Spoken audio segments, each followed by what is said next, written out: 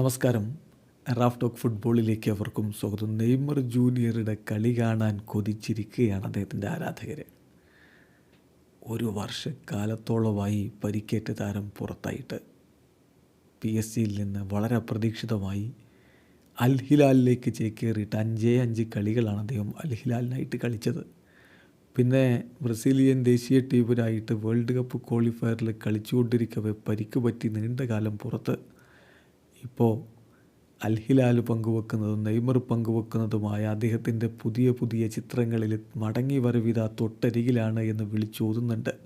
അദ്ദേഹം കളിക്കളത്തിൽ ഇറങ്ങുന്നത് കാത്തിരിക്കുന്ന ആരാധകരെ പോലെ അദ്ദേഹത്തിൻ്റെ സഹതാരങ്ങളും കാത്തിരിക്കുകയാണ്.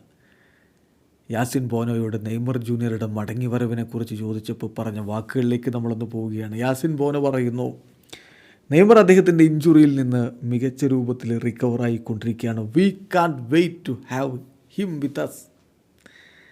അദ്ദേഹത്തിൻ്റെ മടങ്ങി വരവ് തീർച്ചയായിട്ടും ഈ ടീമിന് ഒരു ഗ്രേറ്റ് അഡീഷൻ തന്നെയായിരിക്കും. അദ്ദേഹത്തിൻ്റെ മടങ്ങി വരവിന് വേണ്ടി വെയിറ്റ് ചെയ്തിരിക്കുകയാണ്, കാത്തിരിക്കുകയാണ് എന്ന് യാസിൻ ബോനോ പറയുന്നു. ആരാധകർ മാത്രമല്ല, സഹതാരങ്ങളും സുൽത്താൻ്റെ വരവിനായിട്ട് കാത്തിരിക്കുകയാണ്. ഏതായാലും സൗദി അറേബ്യൻ പ്രോ ലീഗ് അതിവേഗം വളർന്നുകൊണ്ടിരിക്കുകയാണ്. പുതിയ സൂപ്പർ താരങ്ങളെ അവർ കൊണ്ടുവന്നുകൊണ്ടേയിരിക്കുന്നു.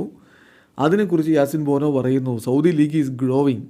വളരെ വേഗത്തിൽ ഒരുപാട് ഹൈ ലെവൽ പ്ലെയേഴ്സ് ലീഗിലേക്ക് വന്നുകൊണ്ടിരിക്കുന്നു. അത് ഈ വളരുന്നത് ഇങ്ങനെ മുന്നോട്ട് പോയിക്കൊണ്ടേയിരിക്കും. ലിറ്റിൽ ബൈ ലിറ്റിലായിട്ട് ഇത് ലോകത്തെ മികച്ച ലീഗുകളിൽ ഒന്നായിട്ട് മാറും എന്ന് യാസിൻ ബോനോ പറയുന്നു. ബോനോയെ സംബന്ധിച്ചിടത്തോളം അഡാപ്ഷനും കാര്യങ്ങളൊക്കെ കുറച്ചുകൂടി എളുപ്പമാണ്. അദ്ദേഹം മൊറോക്കോക്കാരനാണ്.